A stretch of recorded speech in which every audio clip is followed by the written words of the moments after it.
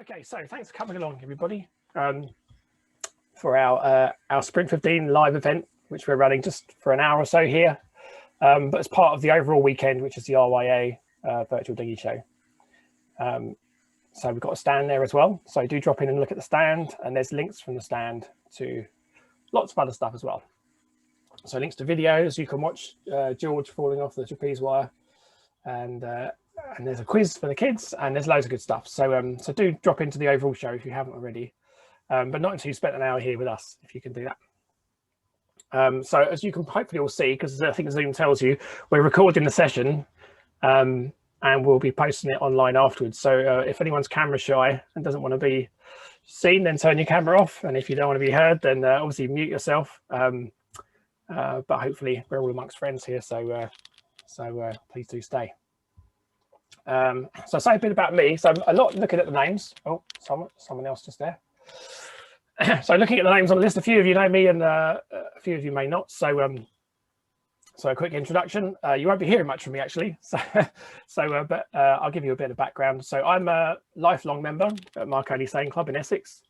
I'm mostly a club racer. That's my background. So I'm no particular expert on, but anyway, my past boats, I used to sail a mirror. That's where I learnt. I expect a lot of people my age learnt in a mirror dinghy. I had a Laser 2, a Laser 4000 and an RS 600. But in 2006, I made the excellent decision of buying a Sprint 15.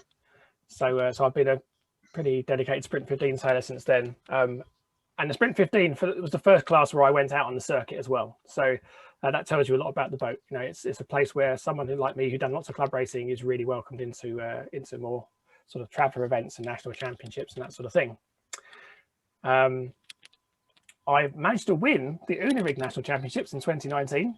I think everyone who was there, I see a few names, would probably agree it was quite an epic weekend. So that was a bit fluky, wasn't it, really? But I managed to get a win there, which was good. But that only makes me one of our two national champions, because we run two nationals each year. The sport national champion that year was Fraser Manning. And then thanks to our amazing events team, especially my sister Jenny Ball, we actually managed two nationals in 2020 as well. So I'm not the national champion anymore. Chris Tillier is our Unirig national champion, and Fraser Manning retained his sport. Sorry? They come on full bay. I'm Thorpe Bay. Yeah, so yes, at Thorpe Bay. Chris Tillier, Thorpe Bay, just saying, is this year's national champion. So so yeah, in a difficult year last year, we had two nationals, which was a big achievement. I can't actually see Jen here. Maybe she's coming. Maybe I let her in. Oh, there's more waiting. Let me just let some more people in. Anyway, okay, enough about me. That's enough about me. So what we're going to do here is you're getting a brief introduction from me. Not too long, much longer, I promise.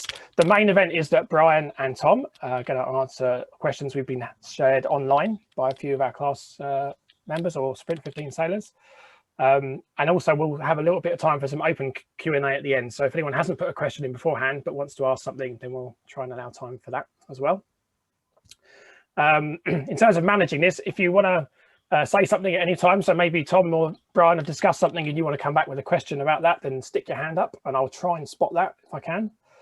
If I don't spot you, then I guess I'll mute and just sort of say hi, but we'll try the hands first.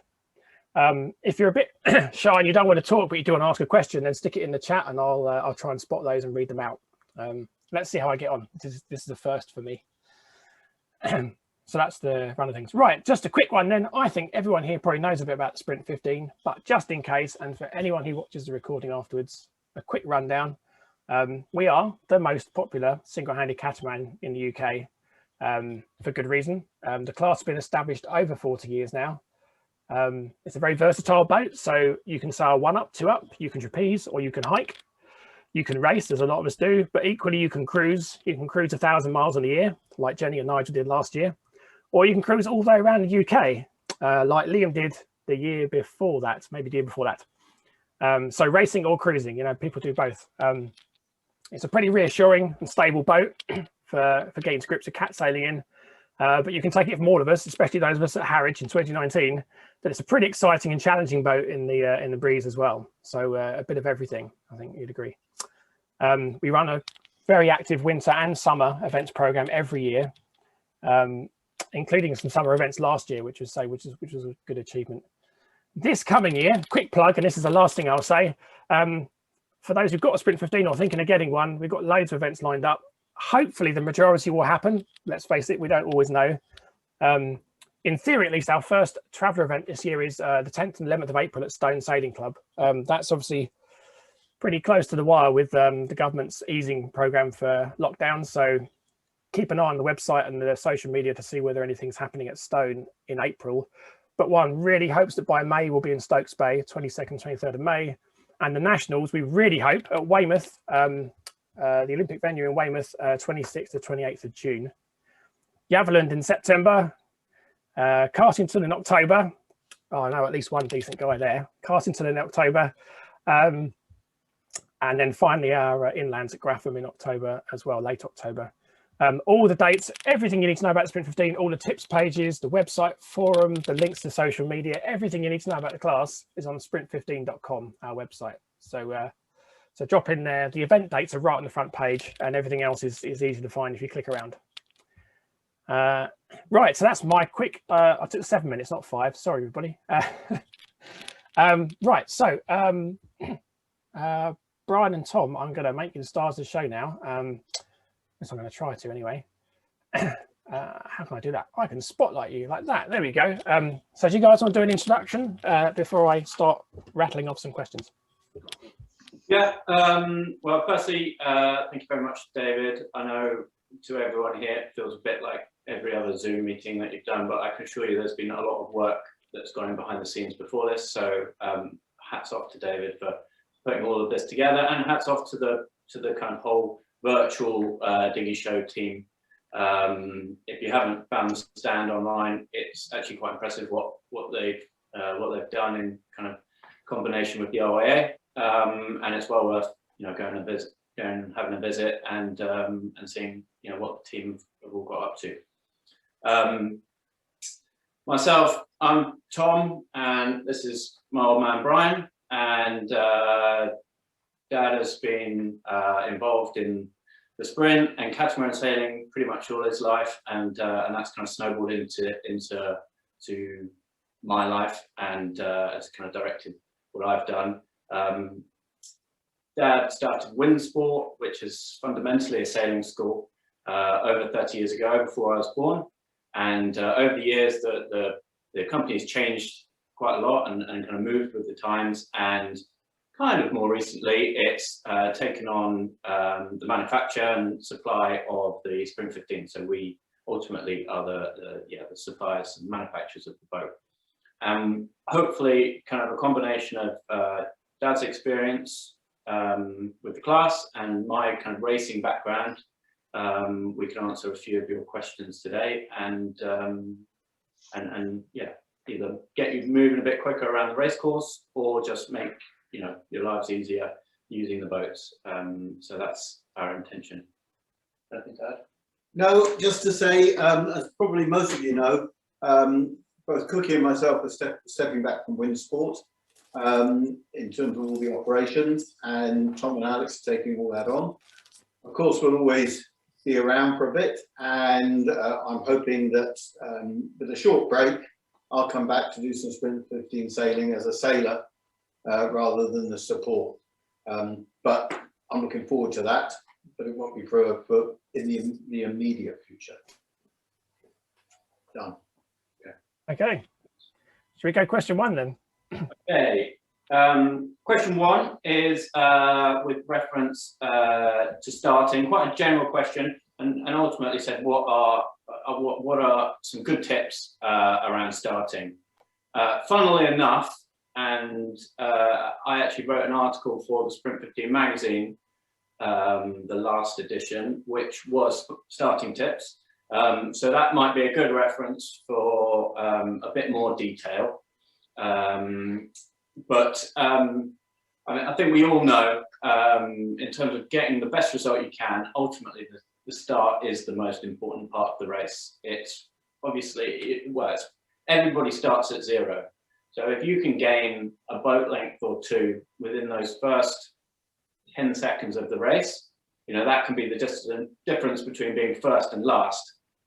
A couple of boat lengths at the end of the race, you might overtake one boat or so, but the gains aren't aren't anywhere near as big. So making a difference at the start of the race will have a huge effect over your result. It's much easier to start in front and lead the way than try and fight your way back through. So, I mean, firstly, in terms of the question, it's a good question because ultimately it's the most important part of the race. There's a few elements that go into starting from my perspective, and it all has to fit around your plan for the race. It's pointless starting way down at the pin end of the line, for instance, if you're looking to head towards the right-hand side of the course, because there's more wind or less tide or whatever the feature. So the start and your plan for the race need to work together. And ultimately, it's your plan for the race which should shape your start. So that would be my first kind of reference, is come up with what you're intending to do for the race. Now, I'm sure plans change, but you know, come up with a bit of a plan, and that will help you start building your starting strategy. The next really important things are to do what I call the pre-start checks, and you know, you can do as much or as little of this as you like. For instance, you know, if you're in a new venue and you're not very familiar with the tide and stuff like that, something which is really important is what I would call a drift check. So that's just parking your boat next to a fixed mark or committee boat and just building up a feel for how the boat is slipping sideways. I mean, ultimately, we all drift a little bit, but if there's current pushing you across the wind, or indeed current holding you back up towards the committee boat, that drift amount can change quite a lot, and that can really affect how the start pans out. And a good example of that is if you are being pushed to leeward by the current or the sea state, then you tend to have a big bunch down at the pin end because everyone slips more than they think, and they're all trying to squeeze into that little gap at the leeward end of the line, and you get a lot of bunching up down there. And if you've done your drift check before the start and you know that that's going to be the case, avoiding that bun fight at the end of the line is probably a good move, because one person will get a great start there, but probably 9 people will get an absolutely rubbish start because they'll all be in a bunch fighting each other. So it's high risk doing something like that. Equally, you know, if you do your drift check and you find out, hey, I'm not really drifting at all, you know, the current is helping me stay close to the committee boat or the mark that I'm testing this out on. In that situation, you tend to find quite a lot of bunching at the committee boat end because people are expecting to drift sideways and be able to cross the line, but in fact, because of the current, they're not, and so you end up with this big bunching. You quite often get people trying to push in from the windward side, which ultimately is outside of the rules. And again, it turns into a bit of a fight at that end. And by starting just slightly away from that end of the line, you can make some huge gains there. So the drift check is a really big part of my pre-start routine, and just helps me shape that you know, that plan that's starting to go into my head. Another really good check to do is something called a transit, finding a transit on the line. And this basically enables you to have a much better picture of how close to the line you are. And basically, and it's more used on a longer line, or if you're planning on starting towards the middle of the line. If you're starting right at the ends, it's generally pretty obvious if you're over the line, because either the pin end's behind you or the committee boat's behind you, and the race committee is probably already shouting at you for being on the wrong side of the line. But if you're starting in the middle, that reference is really hard to judge. So a transit, and I'm going to try and draw this on the board. Hopefully it will be a little bit obvious. So if we have our race committee on this side and the starting mark here, ultimately our start line is between those two marks. Hopefully, and it's not always the case, but hopefully there'd be some shoreline, running far, eventually one side off of the pin. And ultimately what you're looking for is to set your boat up close to the start line here. And remember, when you're doing this, where you're sat on the boat, there's still, well, on a Sprint 15, there's still probably 10 feet of boat in front of you. So just be aware that referencing where you are on the boat isn't necessarily where the front of your boat is. And ultimately, that's how they'll judge whether you're over the line or not. So if you set yourself up near the committee boat in this situation with your bow close to the start line, and ultimately what you're looking to do is sight a line straight through the pin and to the shoreline on the other side. That's a very wobbly line, but you get the impression.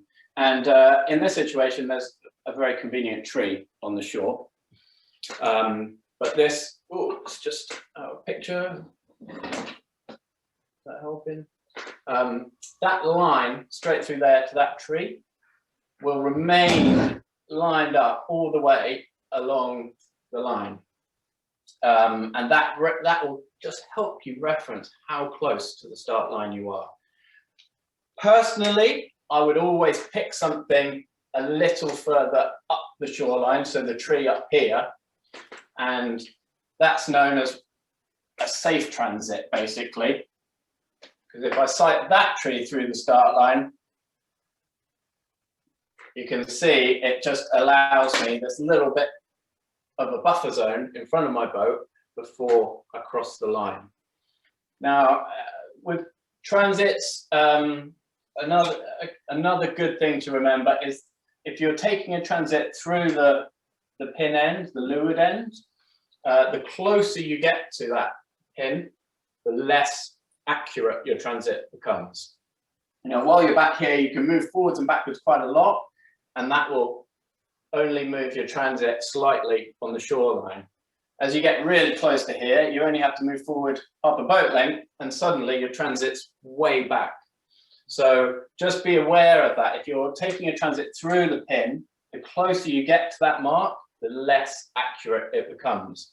And in that situation, it may be easier to take a transit in the opposite direction through the committee boat, so that you have that kind of distance in order to control the accuracy. Does that make sense for everyone? I know transits are, everybody talks about transits and they are a brilliant idea. I bet you that 90% of the people that talk about it don't bother doing it when they get on the water. It's one of those tasks which seems like such a drama at the time, but it goes a huge way to helping with your start. The last thing that I want to talk about before we actually look at the start itself is what we call a trigger pull.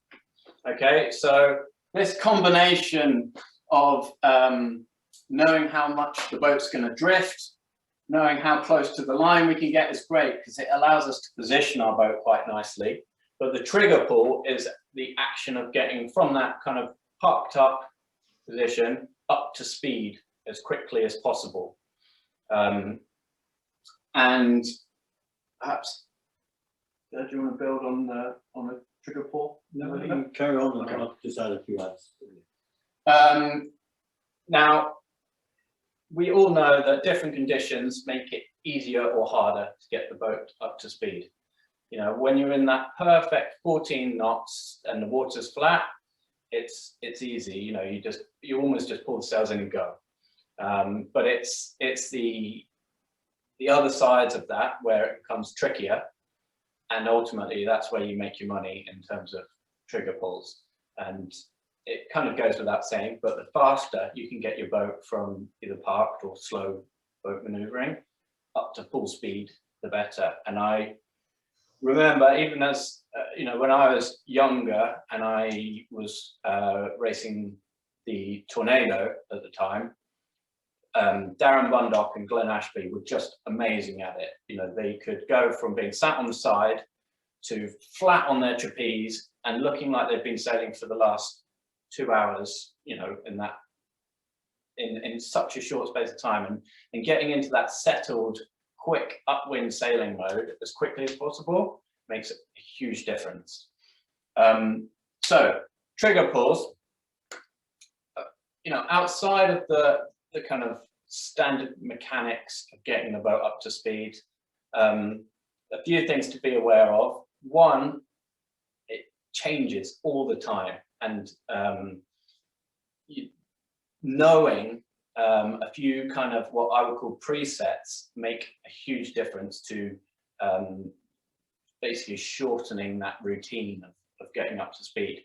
And presets for me are knowing where your traveller needs to be for the upwind course already, knowing where your Cunningham needs to be for the upwind course already, and if you're going to be trapezing, for instance, knowing where your trapeze height needs to be for the upwind course.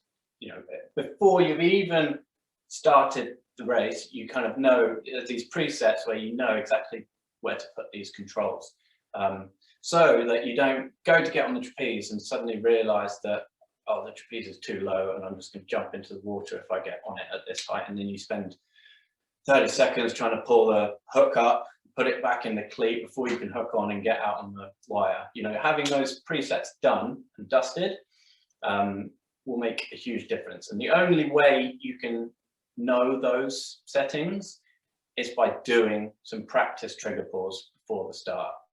So that's a big part of my pre-start routine, is running through 2 or 3 trigger pulls, and that way I'll know exactly where the Cunningham needs to be when I come off the start line, exactly where I want the traveller set when I come off the start line, and have my trapeze height set if that's something, you know, I'm going to be jumping, you know, if it's going to be that case. Equally, if it's not trapezing weather or your unirig, knowing how far forwards or backwards on the boat you want to be sat in order to get the most out of it. So you can just hit those settings straight away. You could go as far as to say knowing where you want your main sheet tension, but that's such a dynamic control, you know, ultimately you're holding on to it the whole time. It's not something I would necessarily reference before the start. But those other kind of more fixed controls will make a huge difference to getting your boat up to speed.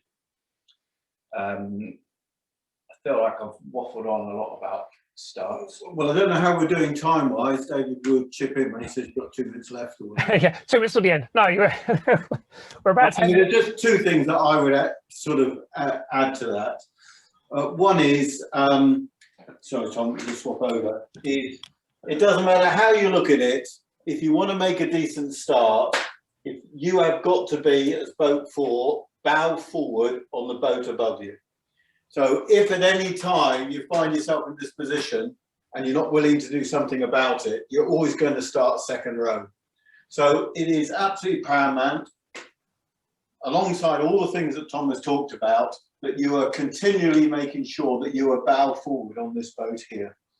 The other bit is that having made the start and come out with maximum speed, your trigger pull, this first bit of the race course is purely about focusing on keeping the boat going as fast as possible and as quickly as possible away from the rest of the fleet. Because if you can make that run and get away from the fleet, you've got room to do your tack over and everything else. As soon as you start having a battle with this guy here and you start luffing and slowing down, the rest of the fleet, or the fleet that can get up to speed, is going away from you. So when I come off the start line, what I'm desperate to have is a bit of a slot down here on a second boat, let's say down here, okay, with enough room to just free off a bit and just get over the top of him. Because once I've got over the top of him, everybody else will be below him, and I can just sail fast and far. And once you've made that jump ahead of the fleet, then there'll be less boats for you to have to contend with. Yeah, that's me done. The other thing, and it kind of building on what Dad just said, was if you're gonna make if there's a point in the race where you need to give it maximum effort, it's that moment, those 10 seconds after the start. If you're going to hike harder than any other time in the race, and it's windy, do it then, because it will reward you way more than hiking really hard 40 minutes into the race. You know, if you can make those little gains, then that's when it all really pays you back. Good stuff. Thank you, Tom. Thank you, Brian. Should we go number 2? Yeah. So a lot less technical this one. Yeah. Question 2, how do you get the right forestay tension? You want to lead on this? Yeah, a little bit. Rig tension is really what we're talking about. Forestay tension, maybe we're talking about here about mast rate. One of the unique things about the Sprint 15 is that if you go for mast rig, you very quickly run out of main sheet tension. And if you can't pull the main sheet tension on, you can't close the leach of the sail and you can't sail upwind efficiently. So Sprint 15s don't generally like a lot of mast rate because they'll run out of main sheet distance in doing that. Generally, we would say that if a Sprint 15, start with the mast upright, get upright, okay? And if it's windy, when you're putting a lot of main sheet on, you may even benefit from bringing your mast slightly forward. Now that sounds a bit odd, and it certainly does to dinghy sailors, but when you bring the mast forward very slightly, then of course the main sheet blocks come further apart, and you can bend the mast, make it deeper, which takes the depth out of the sail, which flattens the sail, by pulling the main sheet blocks back together. If you just kept your mast dead upright and it was really windy, then you're going to put more pressure on your main sheet blocks to close the leach because it's trying to suck itself open all the time, and you're going to run out of main sheet tension. So you will see some people sail with their mast slightly forward in stronger winds, upright, let's say in medium winds, and all that depends on how heavy you are. You know, what is medium winds to one guy is different from another. And there is a case to say that in lighter winds, when you're not putting quite so much main sheet tension on to close the leach, that you might let the mast go back a little bit, rake back slightly. That's forestay tension, if you like. That's changing the mast rake. Then we go on to rig tension, which is to do with the shrouds. So the shroud tension allows the mast to either fall over the side, more away from you if you like, or to stay more upright. If we put a lot of shroud tension on, then the mast finds it very hard to rotate, and we need the mast to rotate to get our airflow. So there is a limit to how much rig tension, if you like, how tight you can make your shrouds. At the same time, if we make the shrouds too slack, then we get a rig that jumps around, potentially jumps around anyway, and we get a rig that will effectively fall over the side. Now, some people say that's fine because what they like is the rig to go slightly over to leeward, and that helps the top part of the sail to feather off, if you like, as an alternative. May not work for everybody, but that is one way, one thing that people have thought about, and why they sometimes sail with slacker rig, if you like, in order to allow the mast to fall over slightly to one side. Tom, anything you want to add? No, I mean, it's a function of the boat, really. What we're talking about there. The theory of mast rake is almost the opposite of what Daz described.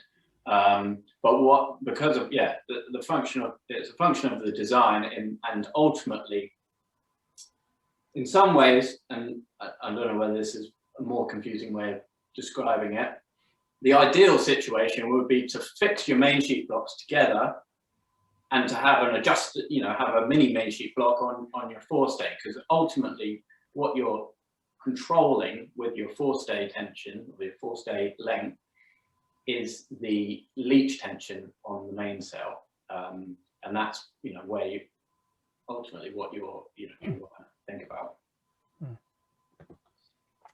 Okay. Has anyone got any questions on forestay tension they want to ask, or shall we move on? No hands up yet. I think you covered it. I mean, I don't think I'd add to that. Sorry, I'm muted. No, I'm not muted.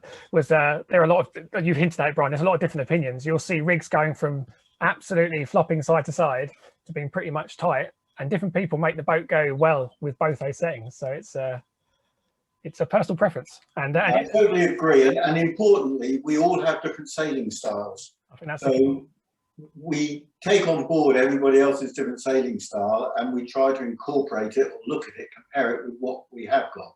What I'm keen to get people to think about is that forestay is about mast rake and shrouds are about rig tension.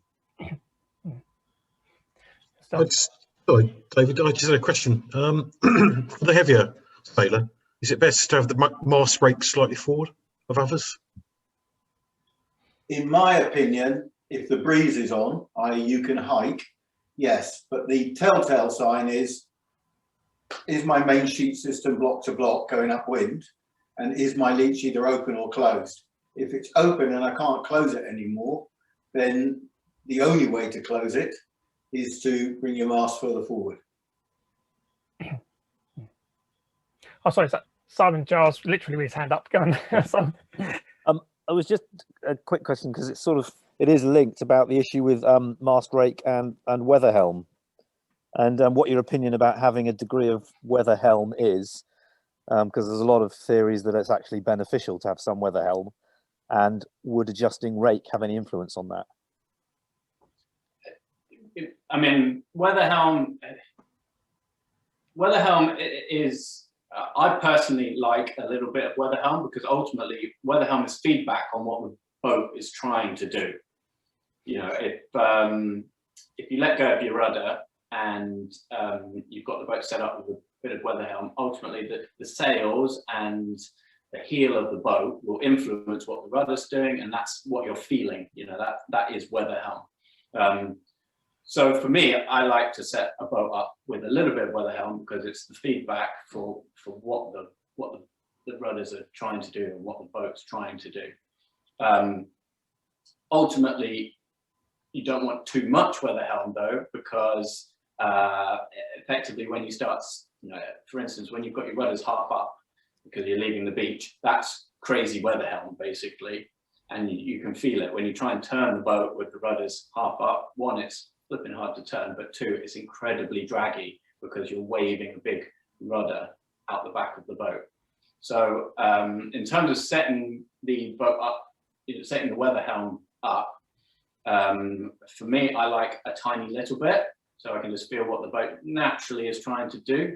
But at the moment it's starting to get hard to hold on to the rudder, for instance, you know, you've gone way too far. And not only are you creating drag every time you turn the boat, but you're also fighting it using the rudder. Does that make sense? Yeah, but with the setup, would you therefore use your rake to adjust your weather helm? Because there's not really any adjustment on the rudders to affect the rudder track side of things either. I think there's a number of things that build up to weather helm. One of them is mast rake, so that has an effect. The other one is where people sit on the boat. The other one is, let's say, how much main sheet tension they've got, because we know that if you over tension and let's say stall the mainsail slightly so the leach hooks, that will create weather helm. So there's a whole load of things there that you've got to experiment with. But as Tom says, if you end up fighting the rudders, then there's something wrong and you've got to sort that out. And that could be where you're sitting, it could be mast rake, it could be main sheet tension, or it could be that you haven't got your rudders lined up, or it could be that over a period of time, the rudder system, let's say the washers that are on the outside of the rudder bolts, they are worn and they're allowing the rudder to move back. The rudder was designed to sit tight up against the rudder rubber buffer at the bottom of the A-frame of the rudder casting. And when you are messing about with your boats and you've got it on the shore and you put your rudder down, you need to check that the rudder blade comes hard up against that rubber buffer, and that when the boat's going through the water, it's dragged to the rudder, it doesn't want to move back. Thanks, that's really helpful. Thanks, Simon. Should we get number 3 then? I can read these out, Tom, if you like. Or you got Yeah. Well, I've got it. I can see you going on your phone. If you got it, carry on. Unirig is straight downwind, or straight to the next mark, the best option, basically. I'll let you start. There's no simple answer, but then that happens for all our sailing with it. Part of it is to do with your own technique, what you like, but there are some key aspects, I think, of downwind sailing. The first thing I'd say about the Sprint 15, one of the differences of the Sprint 15 compared with the Dart 18, and certainly a lot of the modern catamarans, is it's got a huge roach. The back of the sail is beautifully curved, and that along with the fact that the shroud positions are set proportionally quite well forward of the deck, near closer to the front beam, allows the mainsail to go a lot further out than a lot of other catamarans, and that allows you to sail a lot deeper. I think, and I find this when I swap from Dart 15 to Dart 18, I struggle to convert over to downwind sailing, but a general feel would be that a Sprint 15, when there is enough wind air to flow over the mainsail, you would sail, let's say, with your downwind indicator forward of the bridle. Now, how far forward will depend on the wind strength and the air flowing over the mainsail itself. If you, as the wind dies and there's less air flowing over that sail, you must get to a point where you go, actually, it's better to sail more dead downwind. Now that's given that there's no tide, no current, nothing alternative that is stopping you from going downwind. So the other time is if you go to the other extreme and the wind is increasing, and it's getting stronger and stronger, the hull itself can only go so fast downwind. So if you get to the point where it's survival, you are better to turn the boat downwind and have two hulls in the water, acting as buoyancy, if you like, rather than try and go for maximum speed and end up tripping over yourself. In particular places like Instow, for instance, and lots of other places where there are very strong tides, there will be times when it is better to sail dead downwind, which either gets you out of the tide or lee bows the current, rather than sort of zigzagging away downwind. But again, a lot of these things, when you go to a new venue, you're best to find out before the start rather than in the race. And the best way to do that is to have a mate, we've all got mates, and to do a bit of an upwind rate experiment between the two of you, and then do a bit of a downwind experiment between the two of you to find out what's best. But in my head, I would say when the wind gets really light, I would be thinking about sailing dead downwind. And when the wind gets really strong, I'd be thinking about doing that. And somewhere in the middle, I've got to find out what is the best angle. But that will be somewhere forward of the bridle wires. Anything, Tom? I mean, just from a strategy point of view, I think VMG pretty much covered. You know, if you are on your own on the race course and the wind's stable and the tide is the same across the course, then that's kind of VMG, what that's described. The from a strategy point of view, you know, when there's other boats involved, that can really affect how your, you know, the angles, the options you've got, basically. And one thing's for sure is by being what I would call on the inside of the bunch or another boat or the fleet is a much more powerful position than being on the outside. And ultimately, I mean, trying to be to leeward of the bunch or the fleet or the boat you're trying to overtake gives you many more options than being to windward, and this is sailing downwind. Because it puts you ultimately in between the next mark, the leeward mark, and either the boats you're defending from or the boats you're trying to overtake and attack. The moment you're on the outside of that bunch, your options for either defending or attacking become much smaller. So from a strategy point of view, trying to get as low as possible, as deep as possible without compromising speed is a huge benefit. From a strategic point of view. And just the other bit to add in, that downwind sailing, without doubt, in those sort of marginal conditions, the guys who are lighter are going to be able to accelerate quicker than the guys who are heavier. So just because you see one boat pointing down that direction doesn't mean that you can do it. A, because your sailing style might be different, but B, because just your physical weight on the boat says it's going to take longer for the boat to get up to speed. Okay. That's good. That's another one with a lot of different answers, isn't it? Yeah. I think you captured that really well. Next one. Oh, okay. So this is sort of a more eventy type question. So pre-national training, is there a... Well, there's certainly an option for pre-national training.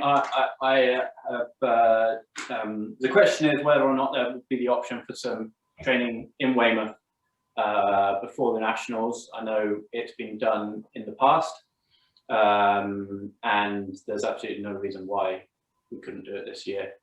It will be something, obviously, we'll work with the class because there needs to be an appetite for it. It's pointless, coming all the way up there for one boat worth of training. But if there's a group of you guys that are keen to do some sort of pre-event training, then most definitely that's something Windsport can lay on. And from my racing experience, having some formal training, in the venue just before racing is always a performance boost. So I would recommend it, even if it's not us doing the coaching. Yeah. So for my sins, I'm training rep on the committee. So if obviously the person who raised the question, that was Richard. Thank you, Richard. So anyone else interested, basically let me know, post on the forum or drop me a message, or any way you want to get in touch with me or anyone else on the committee, so we can start to gauge interest for that. And then nearer the time, not much nearer time, but a little bit nearer time, we can firstly be sure the event's on, be sure that Weymouth can support an extra day, maybe known as a rib, all the sort of practical things. But yeah, if you're interested in some training, we did it at Weymouth last time, Brian. I think it was you a few years back. I think people said really good things about it. So so let me know if you're interested, and we'll try and make it happen. Yeah, just talking a little bit about training in general, really, and it's for the class to decide how they want to do it. But the last time when we were at Weymouth, I think we had something like 12, maybe 15 boats that were in the training session with it. It is quite difficult when you're coaching to coach individuals in a big fleet. So you've got to accept that that kind of coaching is very general coaching. When people ask Windsport, could we come and do some coaching with them as a group, we suggest that we say between 5 to 6 boats, a coach can get around on the day and he can spend individual time with each team. When you think that would take, say they spend 15 minutes with each team, the other teams aren't getting anything during that period. So that's always a bit of a trade-off. But 5 or 6 is always a good number. If there's more boats, you just got to accept the fact that it's going to be much harder for the coach to give people individual attention. Okay, we'll bear that in mind too. So we need enough, but be wary of what the impact of having too many or a larger number. Okay, thanks, Brian. There was a part, I don't know if I mentioned the part B. The part B to that question, guys, was basically, is there a sale offer? I'm paraphrasing the question now. Any chance of an offer on sales? So you may not want to mention, you may. It's up to you. Well, we haven't got anything in the pipeline at the minute. I mean, we're not overstocked on sales right now. So there's nothing imminent. Thanks for asking me, Richard. So thank you, Richard Knight, for that one. The next one. Yeah, that's a good question, this one. Dart 15 is a great boat. Has the class considered any upgrades to make sailing more fun and easier and easier to sail fast?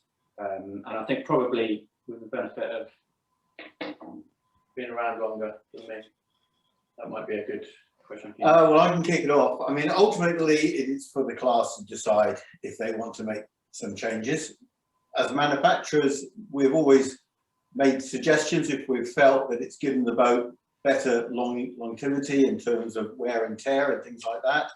But it's for the class to decide whether they want to go down that route. Over the years, and of course it has been 40 years, there has been lots of small modifications on the boat without any performance advantage on it, purely to make things easier. Well, a lot of people will remember that originally the blocks were not roller bearings, they were plain bearing blocks. That's one of the examples that got changed. The downhaul has been upgraded from what it was originally, and there have been various other things like adjusters that go on the end of the battens for those people who want to have that sort of fine adjustment on their sails. And there are smaller things that have changed over the time, sometimes because the production costs are so much different now from what they were when Panthercraft was making 1,000 boats a year. You know, we're now, if we can sell 2 or 3 Sprint 15s in a year, we'd be delighted. Come on, guys, you know, it would be great to have some new boats. But when you are looking at production costs like that, sometimes we have to change things, but it makes no difference to the performance of the boat. If anybody's got some ideas what they feel would be beneficial to the class, the best thing to do is to talk to the class. Can you have anything, Tom? No, well, only that. I think the other thing to remember is that the strength of the class is its history, and you know, in the same way that the Dart is still going strong, you know, you guys are strong because you can have a older boat and still be competitive with the new boat. So I'd be very conscious, personally, as a sailor, in changing too much and creating like a big deficit between an older boat and a newer boat. And of course, older boats, you know, they wear, and so there won't ever be. You would expect an older boat to be a little not as competitive as a new boat, but if you were to buy, you know, if you were to look after an old boat, there's no reason that it can't be competitive against a new boat these days. Yeah.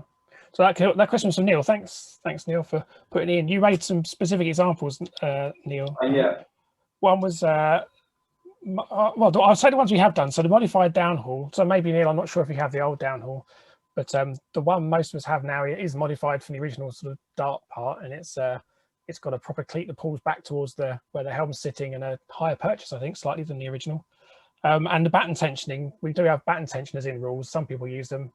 And there's an article on the class website about what those tensioners are and how to fit them. I don't use them personally, but I know some people do. But a mast spanner, I'm not sure about a mast spanner. I quite like the fact there isn't a spanner on the 15. Yeah, I mean, just to build on that, I did see that and I was supposed to mention it. The mast spanner, and I assume he's referring to some sort of mast rotation control.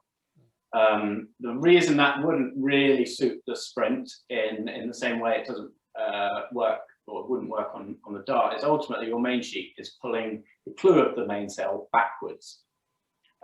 So the only time, and on the Dart 18, the only time the spanner line, which is a little kind of, it's not a control line, it's a limiter basically, actually comes into play is downwind, and ultimately all it does is stop the mast from rotating too far forwards. And invert, you know, basically breaking the battens. So it's basically just a limiter. In order to have some sort of control over the mast rotation, you need to introduce a boom so that the main sheet was then ultimately angled backwards and is thrusting the mast forwards into rotation, and then you could create some sort of spanner mast rotation system. So it ultimately is not particularly suited for the Sprint. And when you look at the more, you know, the more modern designs, the reason they have these controls is ultimately because they've got a sodding great boom at the bottom of the sail. The other bit that I would add is that if you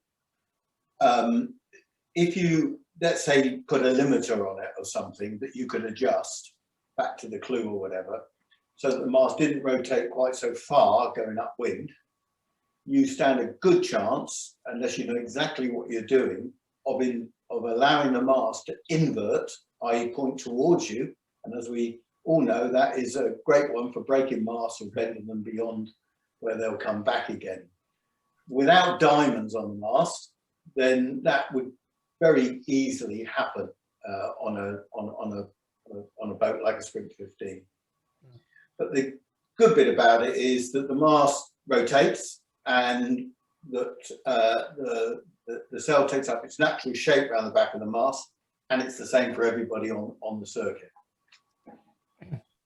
Okay, so, so I hope you covered a bit of that, Neil. But like I say, if you've got suggestions, as Brian I think said as well, at the AGM almost every year, certainly in my time, we've added something. So a few years ago we added mast flotation is now class legal. You can have a certain type of float attached to the top of your sail, and we talked about the downhaul, and we talked adjustable con bars. You've got screw adjusting con bars now, which is something Brian brought to an AGM a few years back. So so it's quite common to make these little changes that just make the boat a lot easier to live with. So so do bring them into the committee, and we can bring them up to an AGM. And if, as long as they're not going to obsolete the old boats or cost a fortune, then I think they get well received normally. So good question. Okay, the last of our pre-questions, and then we'll, if we've got some time, if everyone can stay, we'll do some questions from the floor. The last previous one, previous question is our sport mode. Ultimately, the difference between unirig and sport. And I guess the first thing to say is, you know, around the course on the water, a sport mode boat will always cross the finish line first. And I assume that the question is referring to handicap basically, and when you know, it would be advantageous to be on sport mode, and when it would be advantageous handicap wise to be on unirig mode. And ultimately the changeover happens when you become overpowered. You know, right up until the point you can get on the trapeze, upwind or on a reach, a unirig boat would most likely outperform sport mode on handicap. The moment the chap on the sport mode boat can be on the trapeze, and obviously increasing his righting moment a lot more, that, you know, that iteration would generally be more competitive. And that's ultimately, that's the simplest answer. Yeah, to pick up so Alan, some of the other points, Alan. So that you asked about when the right wind speed was, and I think that's what Tom's saying there is, if you can get out wide, then you're definitely going to start reaping the benefits. And then when do we trapeze? Well, that depends how brave you are, I think, doesn't it, Tom and Brian? And also how heavy you are. I know how heavy you are, yeah. Get out on the wire. George would get out on the wire much earlier than I would. Yeah, and downwind, it depends on your confidence, I would say. You know, you don't always win trying to trapeze downwind in sport mode unless you're confident of staying on the boat, you know, so you don't win if you're out of control. But yeah, so I haven't seen many people sport mode trapezing down on a proper downwind leg, but maybe someone will pop up and tell me they have. And how do we sail the legs compared to unirig? So upwind and across the wind, pretty much the same. I guess the downwind is the difference there, in that you've got options with the jib. I say this is an unirig sailor who's been sailed around by people. I always, I mean, I can remember sailing against Bob's son and watching him sail sport mode downwind.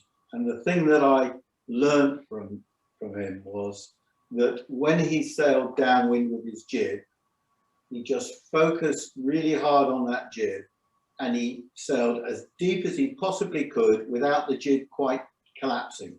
So I wouldn't say that the jib was actually giving him any power in itself, but what it was doing was generating flow over the back of the mainsail.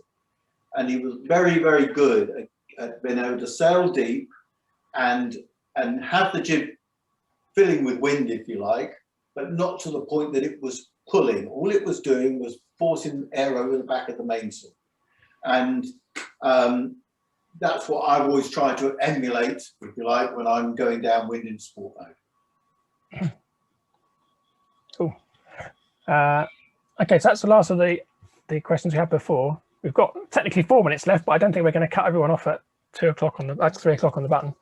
I've got one question coming again from Neil. Thanks, Neil, on the chat. So I'll read that out first, and then if anyone wants to drop any other questions into the chat or raise a hand, then please do.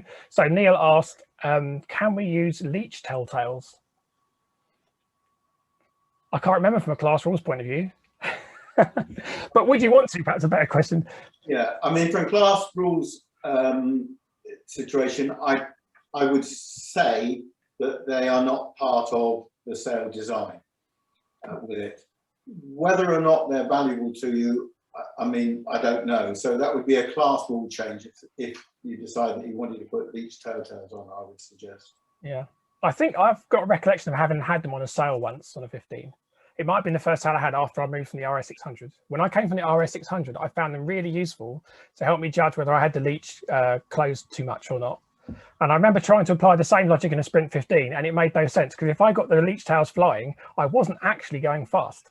So I don't know if that's a symptom of the way the sprint 15 sail works, but yeah, I think there are other ways we sort of judge and feel whether a sprint sail is tuned right, and I don't know whether leech tails particularly work. But I mean, I think that's nothing to stop someone sticking a couple of leech telltales on wherever they want to put them.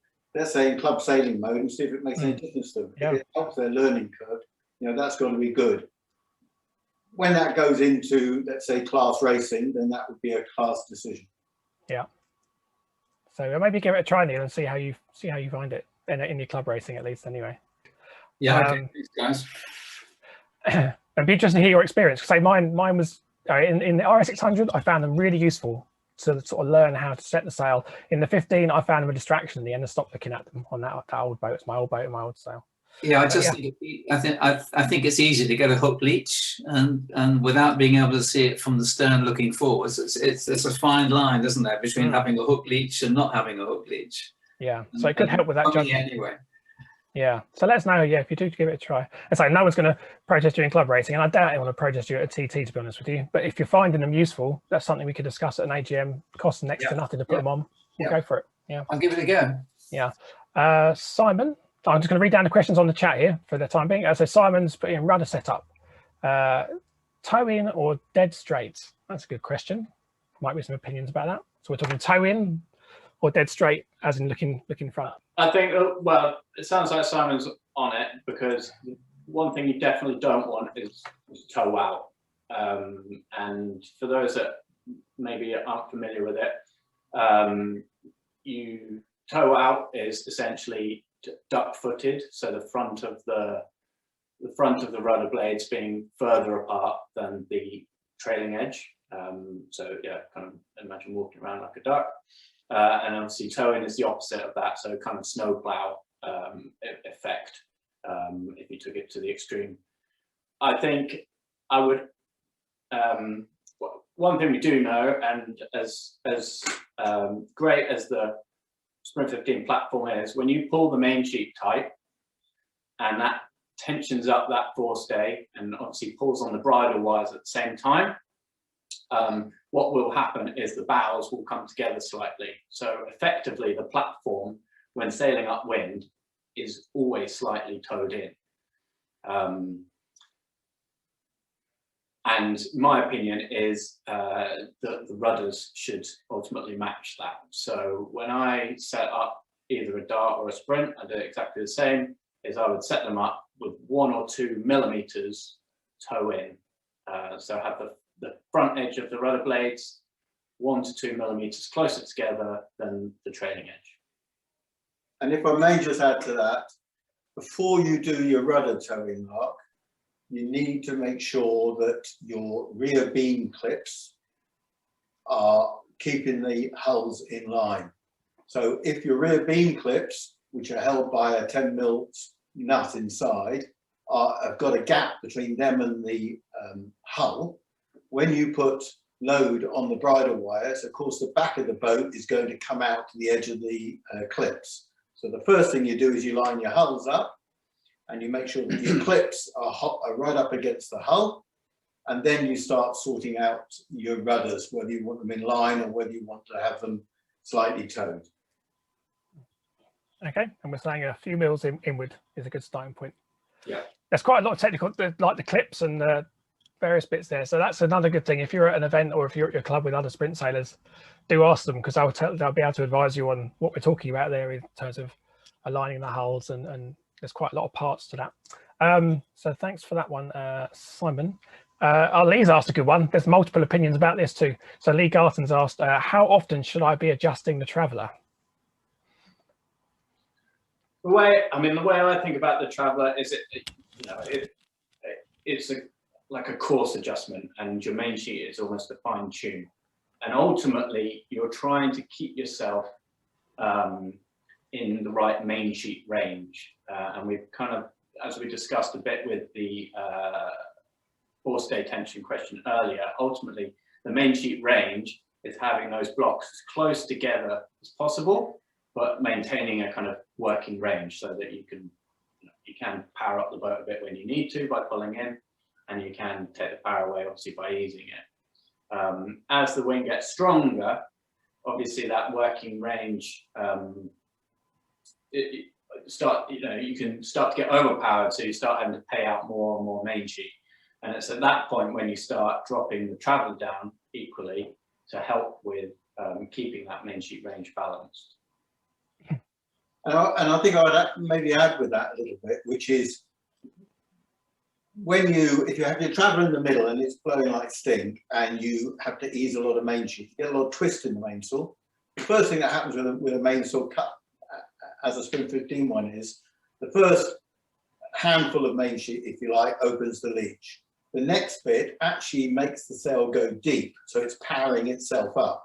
And that's the point at which you want to drop your Traveller down and get back to just using a arm length, if you like, of main sheet on it to keep the whole thing in line and powered up. And the other thing I would say is that I think it's pretty fair to say that if you are sailing on flat water, you can get away with a much flatter sail and a tighter leach continually. If you're sailing in choppy water where the boat is pitching forwards and backwards, you can just imagine that the mast is accelerating at one point, i.e. air is flowing quickly over the sail, and then as it swings back, it's slowing down. So if you don't sail with a little bit of twist in your sail, a little bit of leach open, it's very easy to stall the sail. Okay, that's good. I think, and there's probably something that's a bit of a Sprint 15 thing. Some people do play their Travellers upwind. I'm not sure, Lee, if that's what you were thinking of as well, but the jury's out on that too. So you'll see some people who'll actually lock off the main sheet and play the Traveller. Your mileage will vary, I think, with that. And I would recommend that it's better to do what Tom said first, which is basically to set your Traveller to the optimum point for the conditions and be playing the last few meters of main sheet. And then obviously if the wind increases, drop your Traveller a little bit for a period, and then maybe bring it back up if the wind starts to ease again. I think the interesting thing about a Traveller is, and not all of us can play the Traveller because the purchase on it is pretty limited, that when the Traveller goes out, effectively the distance between the mast and the Traveller increases, therefore you tighten the leach, and when you bring the Traveller up, you effectively shorten that distance, so you put a little bit of twist back into the sail. So there is good argument for being able to run a Traveller once you've got your main sheets jammed off where you think it works best, but you've got to be pretty strong to do it. Yeah. Sorry, Lee. Sorry, yeah, I was going to say, because I do spend an awful lot of time fiddling about with it when I'm sailing, and I'm thinking, should I be adjusting it this often? And invariably end up going slow. So a typical example is going down let's say a close fast reach. Okay, if you go down a fast reach with your Traveller in, and you're working your main sheet, and there's some breeze on, you have to work your main sheet like absolute crazy in order to keep the boat steady. It's popping up, it's popping down, it's popping up, it's popping down. If you drop your Traveller down and then you sheet the sail in, you'll find you'll be able to control the boat far better, and you will stop the boat from trying to trip over its bow. And you can take that, if you like, into going upwind as a starting point. Yeah, thanks. And that's so we've cleared the questions in the chat thing now as well. So we're a few minutes over our planned time, but if anyone has anything else they want to, any other questions they want to ask, then please do. Otherwise, we'll all move on. I don't know whether the association has clocked it, but there's an UCRA meeting, that's UK Catamaran Racing Association meeting, which is starting right now at 3. Oh, right. So anybody who wants to log into that or whatever might need to do that. Certainly, UCRA represents all the catamaran classes in the UK and normally has a meeting at the Dinghy Show, and that is just about to start. Okay. Well, no, Jenny and Ed are going. Are you guys off to that as well? Yeah, no, we'll always be to that. In which case, then we won't keep you any longer, I think, in that case. Yeah, so a few thanks coming in on the chat already. So, yes, thank you, Tom. Thank you, Brian, taking some time out of your weekend to come and talk to us. It's been really, really good. And thanks everyone who came along. Yeah, thank you. Yeah, thanks all. Take care. Yes. See you all on the water very soon. Can't wait.